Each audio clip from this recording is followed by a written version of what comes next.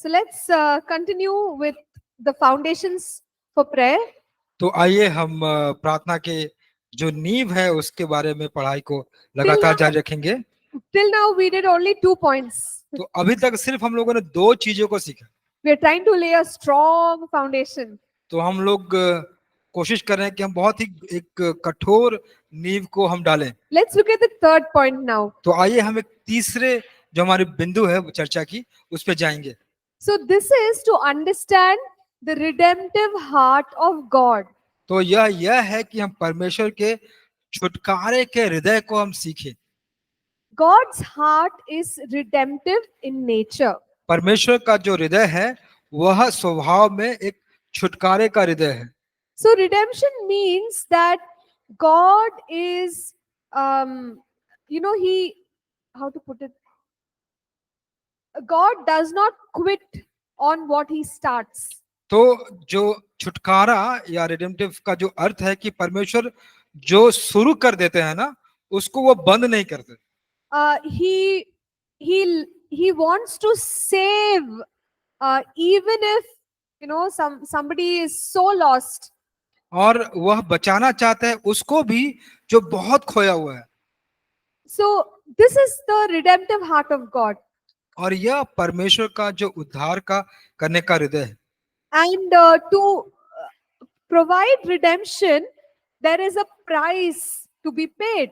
और इस उद्धार को देने के लिए एक मूल्य है जिसको चुकाना जाना चाहिए। Now some of us understand that if like gold or something is given in a shop, तो अब हम लोग जानते हैं कि अगर एक दुकान में अगर सोना दिया जाता है then in order to get it back, we have to pay some amount to get it released. तो उस सोने को देने के बाद अगर उसको हम वापस देना चाहते हैं तो हमको कुछ पैसे देने पड़ते हैं उसको छुड़ाने के लिए। So that is what redemption is. तो वही एक उद्धार है, उसका To- मतलब है To get it back. उसको वापस ले लेना। But can we just get it back like that? तो क्या हम वैसे ही उसको वापस प्राप्त कर सकते हैं? No, there नहीं। has to be a price which is paid. और एक दाम है जो चुकाया गया है That is called as a ransom. और उसको ही रैंसम कहते हैं।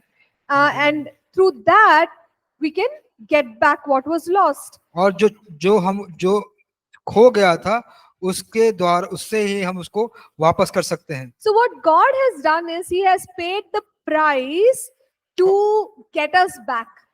तो परमेश्वर ने क्या किया है, जो कर्ज था उसको वापस लेने के लिए उसने एक मूल्य चुकाया है। And that price is He Himself. और वो जो मूल्य है वो खुद है। He became the Lamb of God. वह परमेश्वर का प्रेम बना And He shed His blood और उसने अपना लहू बहाया to bring us back from the slavery of sin and the clutches of Satan. और शैतान के चंगुल से, शैतान के बंधन से हमको वापस लाने के लिए। And His redemption touches every area of our lives. और उसका जो छुटकारा है वो हमारे जीवन के हर एक क्षेत्र को छूता है। When we look at the Old Testament, जब हम पुराने नियम में देखते हैं we see that God was saving people in a wonderful way. तो हम देखते हैं कि परमेश्वर अपने लोगों का बचाव करते थे बहुत ही अद्भुत तरीके से। Even if people were so, they were experiencing great failure, अगर लोग बहुत ही बड़ी असफलताओं से भी होकर गुजर रहे थे तो भी God did something to change their lives. परमेश्वर ने कुछ किया उनके जीवन को बदलने के लिए। You remember the lady called Rahab? आप रेहाब के बारे में, जो महिला थी उसके बारे में याद करते हैं आप? Yeah. So she was going to die with her family on the Jericho wall. और जेरिको के वॉल दीवार के पास वह उसके परिवार के साथ मरने वाली थी। But God protected her and her family. लेकिन परमेश्वर ने उसके और उसके परिवार को बचाया। Ruth, her husband died and all her family members, the male members died. Ruth के पति और उसके परिवार के हर एक जो नर या पुरुष सदस्य थे सब मारे गए। And they did not have a good future. तो उनका एक अच्छा भविष्य नहीं था। But what did God do? तो परमेश्वर ने क्या किए? Changed her story. उसका पूरा कहानी को बदल दिए। Right? And she comes she's one of the great grandmothers of Jesus. और वह यीशु का परनानी बनी थी। Okay, she's in that line. तो उस वंश में उसमें उसका जिक्र है। Can you imagine somebody who does not has a very dark future suddenly has a very bright future? तो आप कल्पना कर सकते हैं कि किसी का जिसका बहुत ही अंधकार से भरा भविष्य था, अचानक से उसका भविष्य पूरा चमकीला उजियाला हो गया। And that shows how good God is. तो वो दिखाता है कि परमेश्वर कितना भला है। Right? We may look at such people and say, what, nothing, what can happen through your life? कुछ लोगों को ऐसा हम देख सकते हैं, कह सकते हैं अरे क्या आपके जीवन से तो कुछ नहीं होने वाला।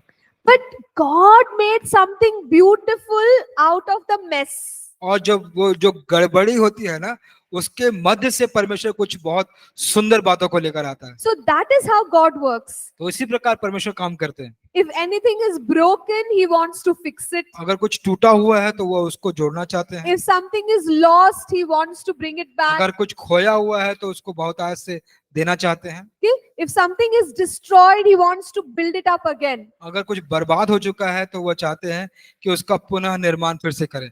So that gives God a lot of joy. तो वह परमेश्वर को बहुत ही आनंद देता है। That is what we call as redemptive heart of God. तो उसी को हम कहते हैं परमेश्वर का छुटकारे का हृदय। So we can bring whatever is broken to God and trust Him to see a change. अगर हम विश्वास करें और जो भी टूटा हुआ है उसको परमेश्वर के सामने लाकर विश्वास करें कि वह उसको बदल देता है। And scriptures tell us that He saves to the uttermost. और वह वचन बताती है कि वह परिपूर्णता से बचाता है। Hebrews 7:25. और अगर आप पढ़ेंगे इब्रानी के 7 के 25 वचन में, Somebody wants to read it? कोई पढ़ना चाहता है?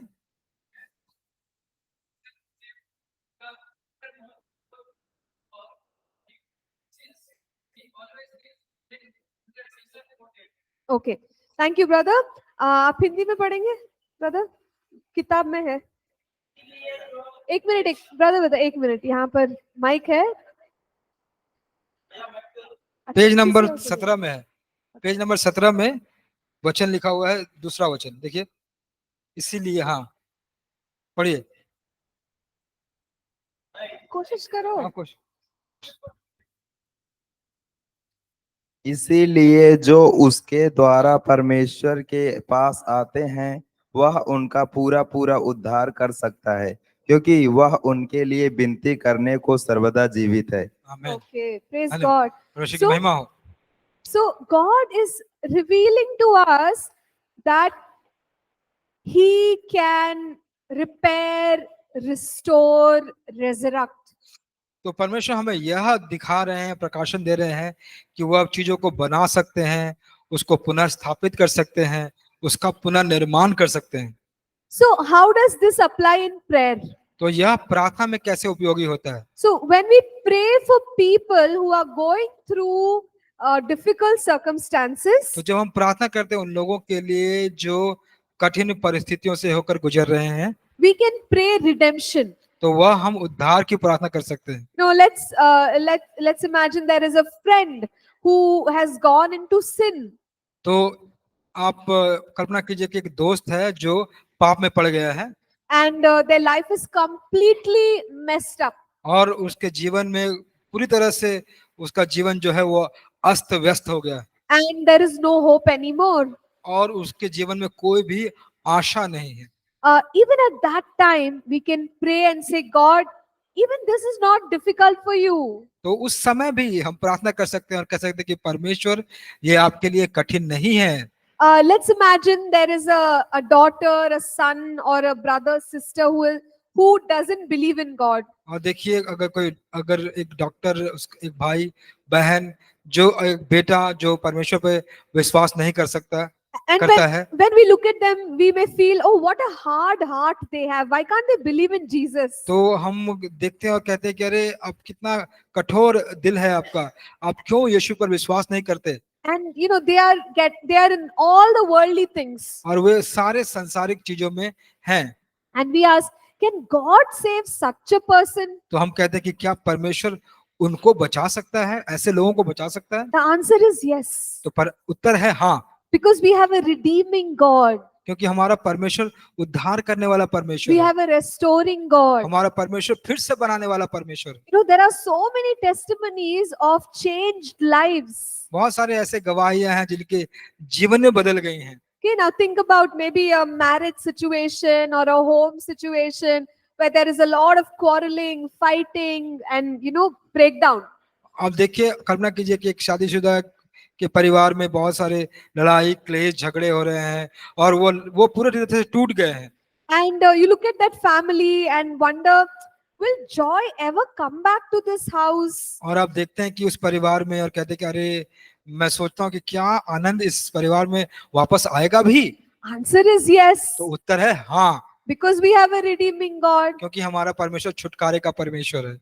And if someone's lost their job and lost all their money, finances, and are in a situation of lack, और एक ऐसी परिस्थिति है जहाँ पे किसी को उसका जॉब चला गया है, उसके पैसे कौड़ी खत्म हो गए हैं और बहुत सारे घटी कमी आ जाती हैं।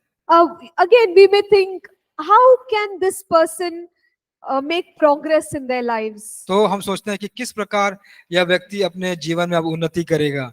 Okay, but you see, we have a redeeming God. लेकिन आप देखिए, हमारे पास छुटकारे का परमेश्वर है। So what if there was a loss in the business or loss in your education? और व्यवसाय में अगर मान लीजिए कुछ कमी हो गई, घटी हो गई, और आपके पढ़ाई लिखाई में कुछ कमी हो गई, God can change it as if nothing ever went wrong. परमेश्वर इस रीति से बदल देता है कि लगता है कि कभी कुछ कहीं गलत हुआ ही नहीं हो।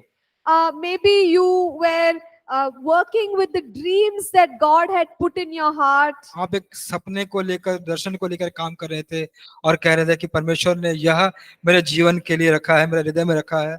And you thought everything will go well. आपने सोचा कि सब कुछ अच्छा जाएगा, But because of something, things were crushed.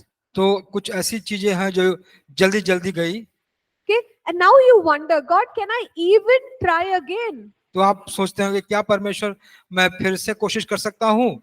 We have a redeeming God. आपके पास एक उद्धार करने वाला परमेश्वर है। He doesn't take back those dreams and visions. और जितने भी दर्शन और सपने होते हैं, स्वप्न होते हैं, उसको वो वापस नहीं लेता। Okay, so you can again step in and believe God to help you do it. और आप फिर से कदम बढ़ा सकते हैं और विश्वास करते हैं परमेश्वर की कि वह फिर से आपके लिए करेगा। So in prayer, when we look at such situations, और प्रार्थना में जब उस परिस्थितियों को हम देखते हैं, we know that Jesus has already paid the price. हम यह जानते हैं कि यीशु ने पहले से मेरा दाम चुका दिया है। And so redemption is ours.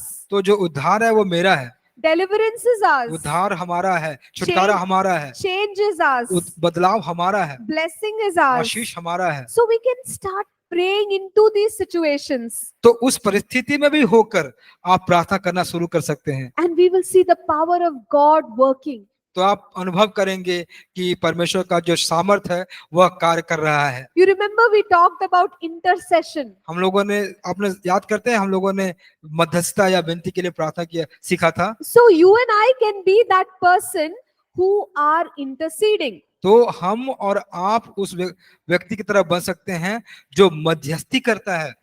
So we don't have to make any very big sacrifice. तो हमको एक बहुत बड़ा बलिदान करने की आवश्यकता नहीं है। Jesus already became the sacrifice. और प्रभु यीशु मसीह पहले से ही वह बलिदान बन चुके हैं। But our sacrifice is we are spending time in prayer. तो हमारा जो बलिदान है वह है कि हम प्रार्थना में अपना समय बिता रहे हैं। We are interceding. हम मध्यस्थता की प्रार्थना कर रहे हैं। And we are saying, God, this situation has to change. हम कह रहे हैं कि परमेश्वर, यह जो स्थिति है उसको बदलना है। And this person's life has to be changed. इस व्यक्ति का जीवन है वो बदलना है। And history has many such stories देख- to show us God's redeeming power. और इतिहास के पास ऐसे बहुत सारे दृष्टांत, कहानियां हैं जो परमेश्वर के छुटकारे की सामर्थ को हमको दिखाता है। Okay, so I remember the testimony of one pastor who was used in a revival. तो एक पास्टर जो थे जो बेदारी में इस्तेमाल किए गए थे, उनकी गवाही मुझे याद आ रही है अभी। You know, he would stand up and preach, and people will run to the stage to repent. So his ministry was like that. तो वो खड़े होते थे और प्रचार करते थे, तो लोग दौड़ के आके स्टेज के पास खड़े हो जाते थे कि वह पश्चाताप करे And to receive Christ. और पश्चाताप करे, प्रभु को और मसीह को ग्रहण करे। And God did a very powerful work in his life. और परमेश्वर उनके जीवन में बहुत सामर्थ्य भरे काम करते थे। But you know, his story is not. It's a very sad story. तो उनका जो कहानी है बहुत दुखी कहानी है। As a young person, he was doing drugs. तो एक जवान व्यक्ति के रूप में वह ड्रग लिया करते थे। Okay, and he was into the wrong things for the longest time. और वह गलत कामों में एक लंबे समय तक थे। His mother was a believer, उनकी माँ एक विश्वासी थी and she used to pray a lot for him. और उनकी माँ उसके लिए बहुत प्रार्थना करती थी। So she used to always pray and say, God, you have a promise on my son's life. और कहती थी हमेशा कि पिता, मेरे बेटे के जीवन में एक प्रतिज्ञा है आपके पास, And that promise will be fulfilled. और वह प्रतिज्ञा पूरी होगी। There is a calling on his life, उसके जीवन में एक पुकार है, एक बुलाहट है, and nothing will take away that calling. और उस बुलाहट को कोई भी वापस नहीं लेगा। Lord, you will do it. परमेश्वर आप इसे करेंगे। Can you imagine how difficult it is for anyone, you know, a family member or a mother, to pray like that when you're seeing that your son is not in God's ways? तो कितना दुखी की बात है ना कि अगर एक उस माँ के लिए या उस परिवार के व्यक्ति के लिए कि आप देख रहे हैं कि आपका जो बेटा या वो परिवार का जो सदस्य, आप इस प्रकार की प्रार्थना कर रहे हैं लेकिन वह उसमें नहीं चल रहा है।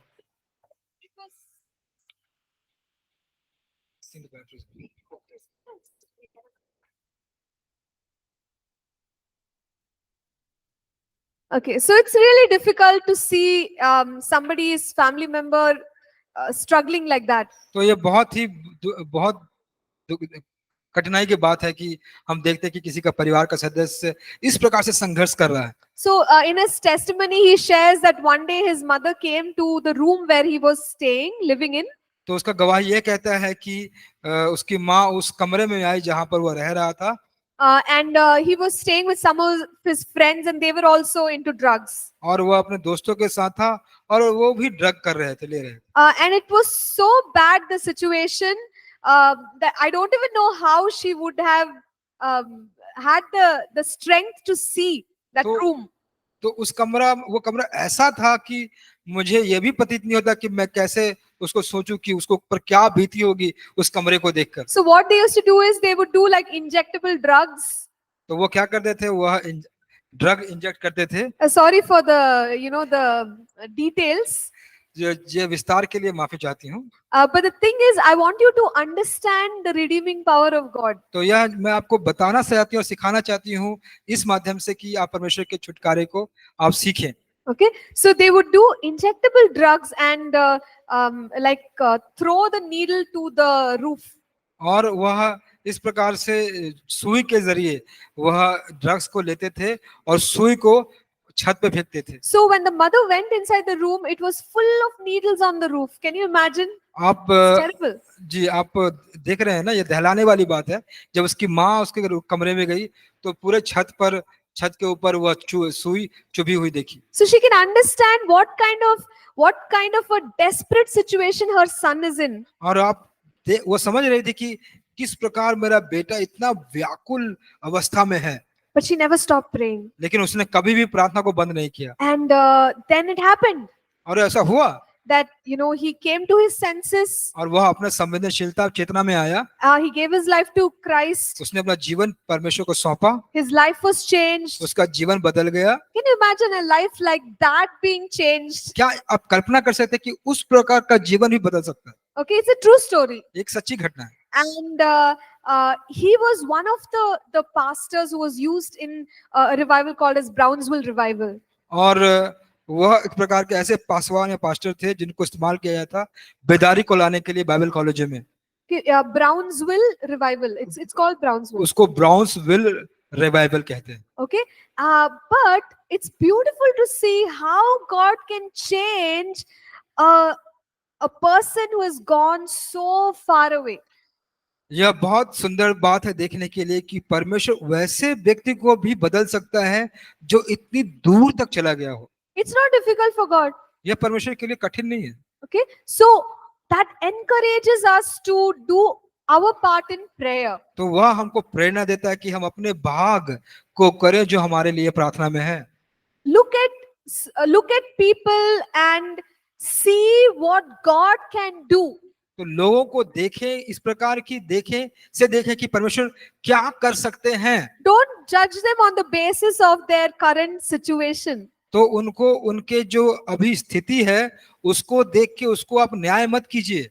Okay, that is looking at them with the eyes of the redemptive heart of God. तो वह आंख से देखना जो परमेश्वर के छुटकारे का आंख या हृदय है, उस आंखों से उस व्यक्ति को देखना। And of course, Holy Spirit will show us what He wants to do with that person. और ये निश्चित है कि पवित्र आत्मा हमें दिखाएगा कि वह किस प्रकार उस व्यक्ति के साथ करना है। Pray on the basis of that. और उस आधार पे आप प्रार्थना करें। There are so many such testimonies. यहाँ सब बहुत सारी गवाहियां हैं। Oh, there was one brother who came to, in our Bible college, we have one session where it's called guest lecture.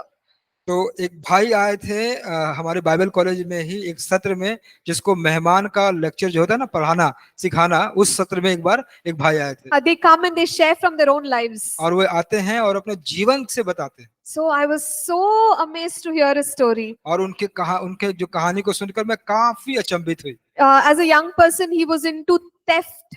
और एक जवान व्यक्ति के रूप में वह चोरी में थे। So these things are like you never imagine people will have these habits and lifestyle. और आप कभी भी कल्पना कर सकते हैं कि इस लोगों के पास ऐसा भी जीवन शैली या ऐसा अभ्यास होता भी होगा। Okay, and it's a long story. Then they put him in the prison. तो उसको वह जेल में डाले। But somehow he became born again. और किसी तरीके से वह एक पुनः जन्मे व्यक्ति बने। And now he is doing ministry for people who are in the jail. अब क्या करते हैं वो, उनके लिए सेवकाई करते हैं, उनके लिए जो जेल में है। Okay, who can do this? Tell me. बताइए ये कौन कर सकते हैं, आप बताइए। Only God can do. सिर्फ परमेश्वर कर सकते हैं। Okay? So it is possible. तो ये संभव है। But we must pray.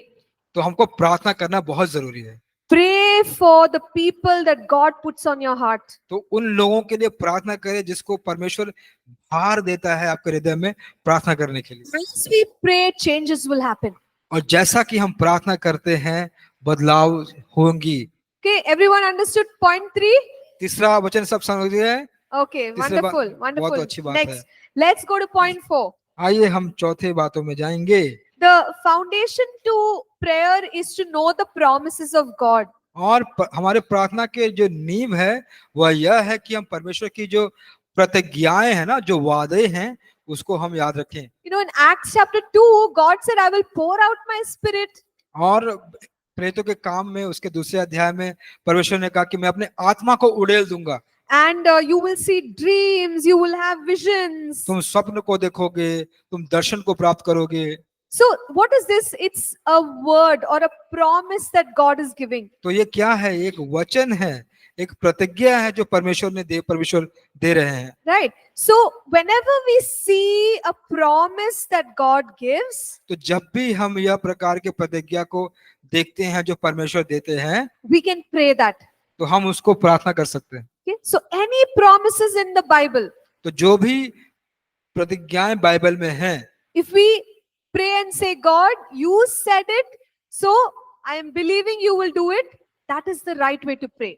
तो आप कहें कि परमेश्वर जो यह बात जो आपने कही है, जो आप ये प्रतिज्ञाएं हैं, तो उसे मैं करूंगा और ये पूरा होगा। Okay, so know the promises of God's word for every situation. तो हर एक अवस्था के लिए जो परमेश्वर का जो वचन है या प्रतिज्ञा है, उसको हमेशा याद रखिए। See, in Matthew 6 and verse 10, देखिए मत्ती 6 का अध्याय 10 वचन 10 में It says, Your kingdom come, your will be done on earth as it is in heaven. ये कहता है कि तेरा राज्य आए, तेरी इच्छा जैसे स्वर्ग में पूरी होती है वैसे ही पृथ्वी पर भी हो। So Jesus told us, you pray like this. तो यीशु ने हमें कहा कि तुम ऐसे लिए इस प्रकार प्रार्थना करो, On earth as it is in heaven. पृथ्वी पर जैसा कि स्वर्ग में है। So God is saying, look, what is in heaven can happen on earth. तो परमेश्वर कह रहे हैं, यीशु कह रहे हैं कि जो स्वर्ग में हो रहा है वो पृथ्वी पर भी हो सकता है। So what is there in heaven? What is there in heaven? तो स्वर्ग में क्या है?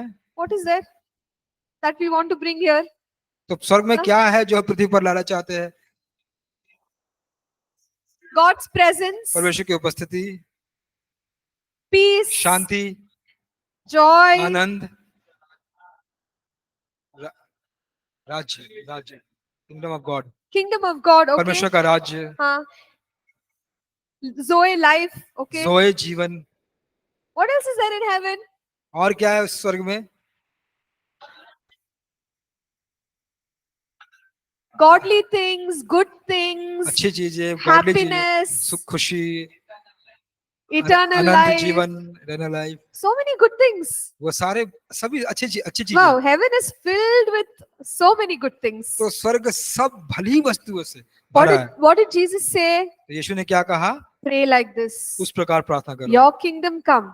तुम्हारा राज्य आए, Your will be done आपकी इच्छा पूरी हो, on earth जिस पृथ्वी पर as it is in heaven. जैसा कि स्वर्ग में है। Okay, so whatever is God's will for us here on earth and what exists in heaven, we can bring it down by prayer. जो परमेश्वर की इच्छा है कि हम पृथ्वी पर, उसकी जो इच्छा है और जो स्वर्ग में है, हम प्रार्थना के द्वारा उसको हम पृथ्वी पर ला सकते हैं। Okay, so this is a promise. तो ये एक वचन है, कि वादा है। Jesus told us you pray like this. यीशु ने हमें क्या कहा कि तुम ऐसे प्रार्थना करो। So when we are praying, we say, Lord, let your presence, your joy, your peace fill my life. तो जब आप प्रार्थना करते हैं तो कहें कि परमेश्वर, आपकी जो शांति है, आपका जो प्रेम है, आपका जो दया है, वह मेरे जीवन को भर दे। Let it fill my family. ये मेरे पूरे परिवार को भर दे, Let it fill my church. मेरे कलीसिया को भर दे।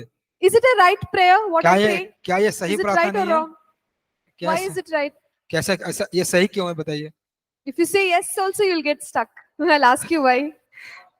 अगर आप हाँ कहकर पूछोगे तो आप भी रुक जाएंगे वहां पे, इसलिए हाँ, मैं पूछ रहा हूँ। It's a right prayer, but अच्छा- why is it a right prayer? जी, ये अच्छा प्रार्थना है, सही प्रार्थना है, लेकिन क्यों सही प्रार्थना है?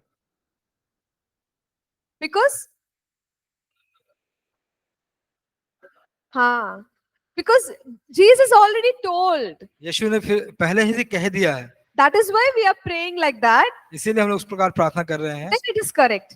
तो यह सही है। So whatever is already told, जो पहले से कहा जा चुका है, if I pray that, उसको अगर हम प्रार्थना करेंगे I have full confidence तो हमारे पास पूरा आत्मविश्वास होता है। that it is a correct prayer, तो यह एक सही प्रार्थना है। right? So this is what we have to do as far as our everyday life is concerned. और यही हमारे रोजमर्रा के जीवन को में करना चाहिए। We are students हम छात्र हैं, and we want to learn more. हम और ज्यादा सीखना चाहते हैं। Then what are the promises of God about understanding and wisdom? तो परमेश्वर का जो वचन क्या है समझ और बुद्धि के बारे में, You take those verses तो आप उन वचनों को निकालें and then you pray according to that. और फिर उस वचन के अनुसार आप प्रार्थना करें। James 1:5. Yakub 1:5, If anyone lacks wisdom, जो किसी को अगर बुद्धि की कमी है, let him ask God. उसको परमेश्वर से पूछना चाहिए, No, and God who gives, liberally, He will give it to him. और परमेश्वर बिना उलाहना के लिए से उसको देगा। Isaiah 11:2. और यशायाह 11:2, The spirit of wisdom. बुद्धि की आत्मा, Okay, so the Holy Spirit, let Him be upon you. और पवित्र आत्मा आपके ऊपर रहे। So what did we just do? हम लोगों ने अभी क्या किया? As a student, एक छात्र के रूप में I took the promises of God, परमेश्वर के जितने वचन थे, जो प्रतिज्ञाएं थे, उसको लिया praying it, और मैं उसको प्रार्थना कर रहा हूँ, and then it starts to work in my life. और फिर वह हमारे जीवन में काम करना शुरू कर देता है। Same way, I can take promises for my health. और उसी प्रकार मैं अपने स्वास्थ्य के लिए भी वो प्रतिज्ञाओं को ले सकता हूँ। By the stripes of Jesus, I am healed. तेरे यीशु के कोड़े खाने से हमें चंगे हुए। So just pull out verses from the Bible तो आप क्या करें कि बाइबल में ऐसे वचनों को आप निकालना शुरू करें where God has already given His will. जहां पर परमेश्वर ने पहले से ही अपने इच्छा को बता दिया है। Okay, and then you start praying. और उसके बाद आप प्रार्थना शुरू कर दीजिए। Then what happens? फिर क्या होता है? We are confident, we have faith, and those things happen. और हम लोग विश्वास से भर जाते हैं, हमारा आत्मविश्वास बढ़ता है और वो प्रार्थनाओं को हम करना शुरू कर देते हैं। Let's read one verse, John 15 and verse 7. और यूहन्ना 15 का 7वां वचन पढ़ें। I request one person to read it in English and another person to read it in Hindi. मैं रिक्वेस्ट करता हूँ, एक भाई इंग्लिश में पढ़ेंगे और एक भाई हिंदी में।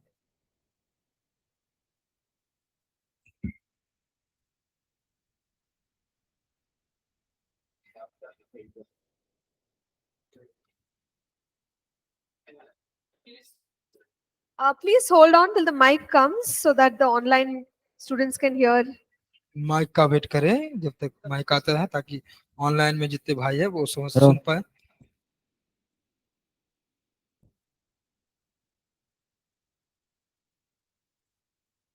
John 15 verse 7. यूहन्ना 15 उसका 7वां वचन। If ye abide in me, and my words abide in you, ye shall ask what ye will, and it shall be done unto you. Okay, thank you. Hindi mein, Anybody on Hindi? yeah, he's reading there. वहाँ यदि तुम मुझ में बने रहो और मेरा वचन तुम में बना रहे, तो जो चाहो मांगो वह तुम्हारे लिए हो जाएगा। Okay, so it says, if you abide in me तो ये कहता है कि अगर तुम मुझ में बने रहो and my words abide in you. और मेरा वचन तुम में बना रहे, So we can open the container of our hearts. तो हमारा जो हृदय का जो कनस्तर है उसको हम खोल सकते हैं। Okay, and you check how much word is there. तो आप देख सकते हैं कि अरे कितना वचन है उसमें। What did Jesus say? तो यीशु ने क्या कहा? You abide in me, तुम मुझ में बने रहो, my words abide in you. मेरा वचन तुम में बना रहे। Okay, so sometimes we have a snack dabba in our house. जब हमारे घर में खाने पीने की वस्तु का जो डब्बा होता है We open, हम उसको खोलते हैं। we see, oh, कुछ biscuit है, chips है. We see there's some biscuits, some chips. Yeah. So when it is empty, we feel so sad. अगर वो खाली रहता है तो बहुत दुख लगता है आपको। But if it is full, very nice. तो अगर भरा रहता है तो वाह बहुत अच्छा है। Okay. Now, same way, Jesus is telling, you abide in me, my words abide in you. तो उसी प्रकार यीशु कहते हैं कि तुम मुझ में बने रहो और मेरा वचन मुझ में बना, तुम में बना रहे। So if our heart is also like that dabba, how much of word is filled in the तो dabba? हमारा जीवन भी उस प्रकार ही है कि वह कंटेनर जो डब्बा कि इसमें वचन कितना है। So if the word of God is in our hearts and we pray on the basis of the word of God, then our prayers get answered. तो जो परमेश्वर का वचन जो हमारे हृदय में है और उस वचन के अनुसार, उस प्रतिज्ञा के अनुसार जो हम प्रार्थना करते हैं, Because the word is living in our hearts. क्योंकि हमारा वो वचन जो है हमारे दिल में वो जीवित है। If it is empty, अगर खाली रहे तो then तो क्या होगा? will this scripture apply? तो क्या यह वचन लागू होगा?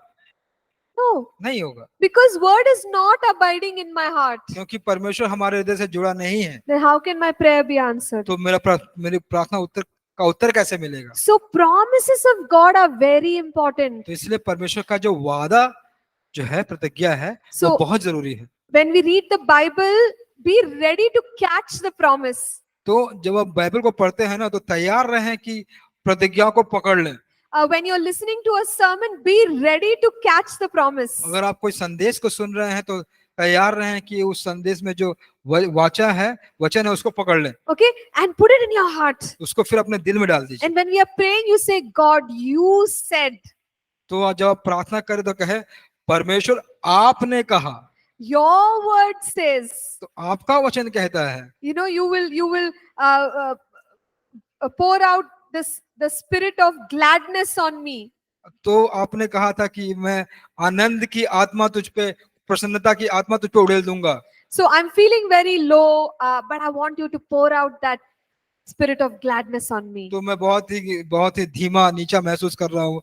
पिता, मैं चाहता हूँ कि वह आत्मा जो प्रसन्नता का है मुझ पे उड़ेल दीजिए। So in this way, start to use the promises. तो इस तरीके से जितने भी प्रतिज्ञाएं हैं ना, उसको इस्तेमाल करना शुरू कर दीजिए। Okay, and you will see how it works for you. तो आप देख पाएंगे कि किस प्रकार वह आपके लिए काम करता है। Okay, in our exam, we had this one portion where you have Viva.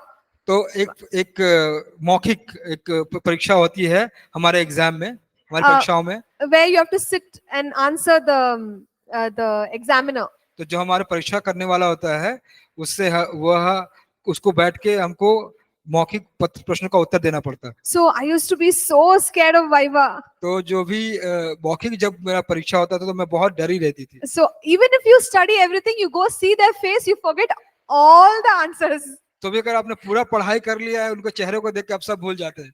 Yeah, I don't know if it happened to you, but it used to happen to me. मैं नहीं जानती अगर आपके साथ हुआ है कि नहीं, लेकिन मेरे साथ ये जरूर होता था। So before I go in for Viva, I used to always say, the righteous are bold as a lion. Lord, you said in your word, righteous are bold as a lion. I am bold. I am bold. I used to keep saying that. तो जब मैं उस मौखिक परीक्षा के लिए जाती थी तो कहती कि धर्मी एक शेर के नाई बलवान होते हैं, धर्मी एक सिंह के नाई बलवान होते हैं। ऐसा करके मैं जाती थी और उस परीक्षा को देती थी। You know, basically even declarations, I used to say that I have not received a spirit of fear. I have, received a spirit of boldness. तो मैं कहती थी कि अरे मुझे ये भय की आत्मा नहीं मिली है, मुझे तो बलवंत होने की आत्मा मिली है, जयवंत होने की आत्मा मिली है। Lord, this is what your word says. यही परमेश्वर आपका वचन कहता है, This is your promise. यह आपकी प्रतिज्ञा है। You have to give me boldness. मुझे आपको वह प्रतिज्ञा देना पड़ेगा। Okay, and you have to give me the courage. अब मुझे वह साहस देनी पड़ेगी You have to give me the understanding. और वह समझ मुझे आपको देनी पड़ेगी। So I'm actually praying, तो वास्तविकता मैं सच्चाई से प्रार्थना कर रही हूँ, but I'm praying on the basis of the word. लेकिन मैं परमेश्वर के वचन के आधार से प्रार्थना कर रही हूँ। So this is the right way to pray. तो ये एक सही तरीका है प्रार्थना करने के लिए। See what the word says. अब देखिए वचन क्या कहता है, And then if you ask God, it actually happens. और आप परमेश्वर से पूछेंगे तो सच में ये होता है। Because he's already said it and it's clear. और उसने पहले से कह दिया है और वो साफ है। Okay, so point 4, everyone understood? तो चौथा जो बिंदु है सब समझ गए? Know the promises of God. तो परमेश्वर के वादों को, प्रतिज्ञाओं को जाने। Right? So now we come to the 5th point. और अब हम 5वें भाग में आएंगे। This is about partnering with the Holy Spirit. और पवित्र आत्मा के साथ हमारी साझेदारी के बारे में। Okay. So partnering with the Holy Spirit is something that God wants us to do. तो साझेदारी पवित्र आत्मा के साथ एक ऐसी चीज है जो परमेश्वर हमारे साथ हमको करने के लिए कहते हैं। We know that the Holy Spirit has a ministry to help in intercession. और पवित्र आत्मा एक सेवकाई है जो मदद करती है हिमायत की सेवकाई में या मध्यस्थता की सेवकाई में। In Zechariah chapter 12 and verse 10, जकरया के 12 अध्याय के 10वें वचन में the Holy Spirit is called as the Spirit of grace and supplication. और जो पवित्र आत्मा है वह अनुग्रह करने वाली और प्रार्थना सिखाने वाली आत्मा है। So what the Holy Spirit does is he helps us in our prayer.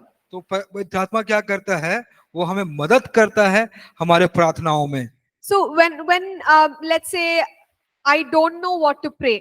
तो देखिए जैसे मान लीजिए कि मैं नहीं जानता कि मुझे कैसे प्रार्थना करना है, क्या प्रार्थना करना है। I can ask the Holy Spirit. तो मैं पवित्र आत्मा से पूछ सकता हूँ, Help me, Holy Spirit. पवित्र आत्मा मुझे मदद कीजिए। You are the Spirit of supplication. आप प्रार्थना सिखाने वाले आत्मा है, So help me, Holy तो Spirit, मुझे आप मदद कीजिए पवित्र because I आत्मा, want to pray. क्योंकि मैं प्रार्थना करना चाहता हूँ। Sometimes we struggle to pray for a longer time. और कभी कभी हम लंबे समय तक प्रार्थना करने के लिए संघर्ष करते हैं। No, we think to ourselves, I'm going to pray for half an hour. आप कहते हैं कि अरे मैं तो आधे घंटा प्रार्थना करूंगा आज, And we start. और हम शुरू करते हैं। and we pray everything, all the scriptures, everything that we know. और सारा वचन जो है जो हम जानते हैं अब उसको लेके हम प्रार्थना करते हैं। We look at the clock. फिर अब घड़ी देखते हैं, Only 5 minutes. सिर्फ 5 मिनट हुए हैं। It felt like half an hour. वो ऐसा लगता है कि वो आधा घंटा है। I still have 25 minutes हाँ, more to pray. मेरे पास 25 मिनट और है प्रार्थना करने के लिए। God, what will I pray now? परमेश्वर अब मैं क्या प्रार्थना करूंगा? I finished all my मेरा prayers जितना भी प्रार्थना मैंने सब खत्म कर in दिया 5 minutes. 5 मिनट में ही, Right? So है कि नहीं? then what to do now? अब क्या करेंगे आप? Ask Holy Spirit. पवित्र आत्मा से मांगिए। You are the spirit of supplication. आप प्रार्थना को सिखाने वाली आत्मा है। Help me, Holy मुझे Spirit. आप मदद कीजिए। I want to pray. मैं प्रार्थना करना What चाहती should I pray हूँ। मैं for? और क्या प्रार्थना किसके बारे में Holy करूँ? Spirit will guide us. तो पवित्र आत्मा आपका मार्गदर्शन करेगी। He will give us, maybe a picture or a word, वह कोई प्रकार का आपको एक दृश्य देगा या कोई वचन देगा। and he'll say, you pray for this person, वो कहेगा इस व्यक्ति के लिए प्रार्थना कर, or you pray for this matter. इस बात को लेके प्रार्थना कर। Then you start praying for तो आप it. प्रार्थना करने लगते Then हैं। Holy Spirit fills you with, some sense or some feeling. तो पवित्र आत्मा आपको किसी चेतना से, किसी एहसास से आपको भरता है। Suddenly you're feeling very burdened for a classmate. तो फिर आप अपने जो आपका जो सहपाठी है उसके लिए काफी भार अपने हृदय में महसूस करने लगते हैं। And maybe that person is sick. हो सकता है कि वो व्यक्ति बीमार है। Holy Spirit says, okay, pray for healing, pray for healing. तो पवित्र आत्मा कहता है कि ठीक है, आप चंगाई के लिए प्रार्थना करें, चंगाई के लिए प्रार्थना करो। Okay, so then you pray. तो आप प्रार्थना करने लगते हैं। So in this way, what's happening is Holy Spirit and you are partnering together for prayer. तो इस तरीके से क्या होता है कि पवित्र आत्मा और आप एक साझेदारी कर रहे हैं प्रार्थना करने के लिए। So Holy Spirit is helping तो पवित्र आत्मा आपको मदद कर रहे हैं and you're going deeper and deeper in prayer. तो आप और गहराई में आप प्रार्थना में जा रहे हैं। Okay, so depend on the Holy Spirit to help us in prayer and intercession. तो हमें निर्भर होना है पवित्र आत्मा पे कि वो हमको और गहराई से प्रार्थना और मध्यस्थता में जाने के लिए मदद करे। No, in Romans chapter 8 and verse 26, और रोमियो के 8 के 26वें वचन में we read that the Spirit helps us in our weakness. हम यह पढ़ते हैं कि आत्मा हमारे दुर्बलताओं में सहायता करता है। When we do not know what we should pray for as we ought, but the Spirit Himself makes intercession for us through groanings which cannot be uttered. तो वह जो आत्मा होता है वो हमें वह प्रार्थना करना सिखाता है कि इस प्रकार कर कि आहें भर भर कर जो बयान के बाहर है हमें विनती करना सिखाता है। So this is the second way in which Holy Spirit will help us तो ये दूसरी बात है जो पवित्र आत्मा हमें मदद करेगी to pray in tongues. कि पवित्र आत्मा हमें अन्य भाषा में प्रार्थना करना सिखाएगी। The other day, one sister asked, what if we don't have the right words? तो पिछले दिन बहन ने पूछा था कि क्या होगा अगर हमारे पास वो सही शब्द नहीं है प्रार्थना करने के लिए। Holy Spirit can help us to pray in tongues. तो पवित्र आत्मा हमें मदद कर सकती है अन्य भाषा में बात करने के लिए। Even that prayer is effective. तो वह प्रार्थना भी बहुत प्रभावशाली है। I remember a friend of mine, मैं याद करती हूँ एक मेरे दोस्त के बारे में। their family was going through much difficulty. उनका परिवार जो है बहुत ही कठिनाई से होके गुजर रहा था। And actually my friend's brother or sister, they were going through a divorce. और मेरे दोस्त के भाई या बहन तलाक से होके जा रहे थे। So my friend was in a lot of pain, like emotional pain. तो मेरा जो दोस्त था वो बहुत ही भावनाओं के दुख में वह बहुत दुखी था। Was unable to even pray, no words. तो What to say? तो वह प्रार्थना करने में भी असमर्थ था, कोई शब्द ही नहीं थे, प्रार्थना कैसे करे। So whenever they would sit to pray, words are not coming, only tears are coming. तो जब भी वह प्रार्थना करने के लिए रुचि करता था तो प्रार्थना ही नहीं आती थी, शब्द ही नहीं आता था, सिर्फ आंसू आते थे। And they shared with me saying, in those moments they could only pray in the spirit. तो वो कह रहे थे कि उस क्षणों में वो सिर्फ आत्मा में ही प्रार्थना कर पा रहे थे। Pray in the Holy Spirit, pray in tongues. आप आत्मा में प्रार्थना करें, आप अन्य भाषा में प्रार्थना करें। You know how that brought healing to them.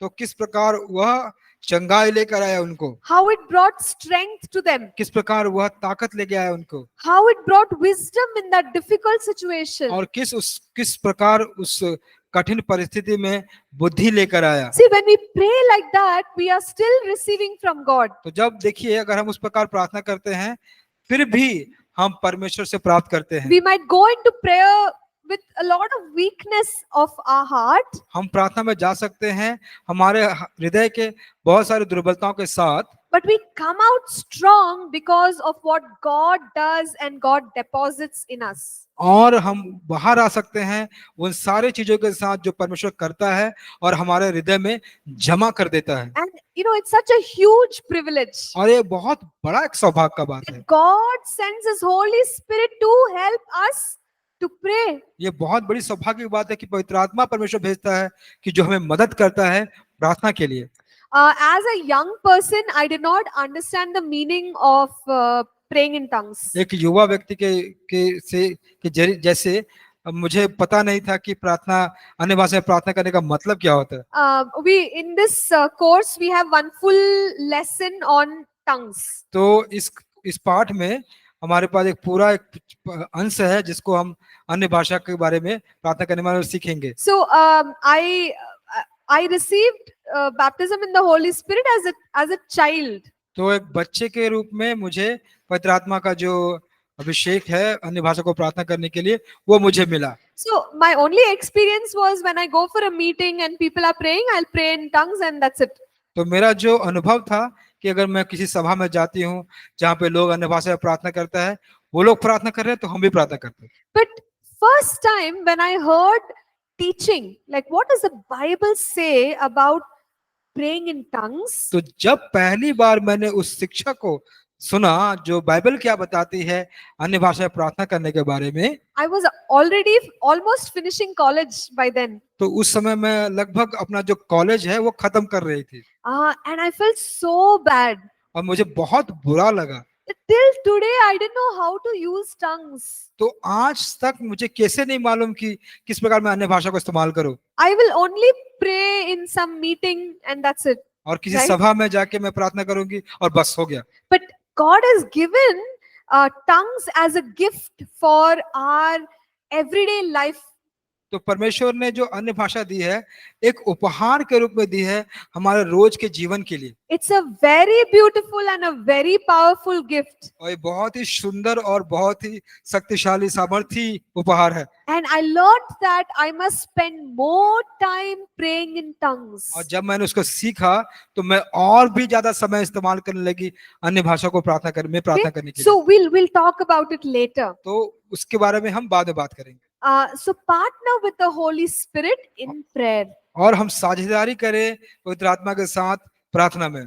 Point 6 is to know our position in Christ. और जो छठा भाग है इस पाठ में वो है हमारा जो स्थान है मसीह में उसको जानना।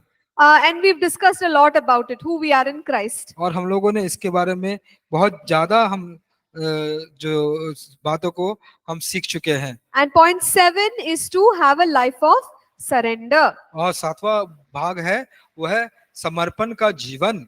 And you know, we said, right, like we should allow God to work in our hearts. तो हम लोगों ने कहा ना कि परमेश्वर को हमारे हृदय में काम करने के लिए अनुमति देना चाहिए। So if there are things that are not surrendered to God, we must surrender. तो अगर ऐसी कोई चीजें हैं जो परमेश्वर पे समर्पित नहीं है तो हमें जरूर उसको समर्पित करना चाहिए। And allow God to remove or uproot ungodly things. और जो बातें परमेश्वर की नहीं है उसको परमेश्वर को अनुमति दे कि उसको वो जड़ से निकाल के फेंके या निकाल दे बाहर हमारे हृदय से। Okay, and when we do that, God can work through our lives. और जब हम ऐसा करते हैं तो परमेश्वर हमारे जीवन में काम करता है। No, I always think about, you know, a garden.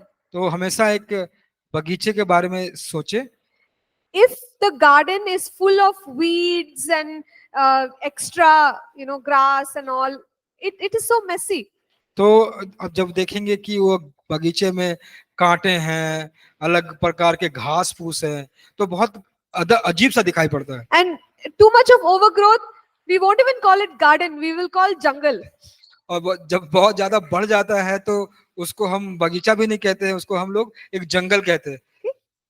But when we remove unwanted things, और अगर हम वहां पर जो चीजें जरूरी नहीं है उसको अगर हम निकालते हैं trim everything neatly, और उसको अच्छे से हम काट छांट करते हैं, flowers, fruits, फल फूल so beautiful. सारी चीजें कितनी सुंदर No, होती and है, then you have butterflies and birds. तब फिर आप वहां पे तितलियां चिड़िया ये सब आते हैं, Then we call it garden. तो उसको हम लोग बगीचा कहते हैं। God is saying तो परमेश्वर कहते हैं there are a lot of things, that there could be a lot of things in our hearts, ungodly things, which are the overgrowth. तो परमेश्वरहीन बातें हैं बहुत सारी हमारे हृदय में हो सकती है जो बहुत बढ़ गई है अभी, And they are the weeds. तो वो कांटे हैं, Time to remove. अब उस सब को आप निकाल दीजिए, Surrender your life. परमेश्वर को आप समर्पित कर दीजिए। And when we pray with surrender, तो जब हम प्रार्थना करते हैं पूरे समर्पण के साथ, our prayer life becomes effective. तो अब हमारा प्रार्थना जीवन बहुत प्रभावशाली होता है। All right, so let's take a break. ठीक है, अगर हम अभी ब्रेक लेंगे We'll come back at 11:40. और हम फिर 11:40 में वापस आएंगे। Thank you. धन्यवाद।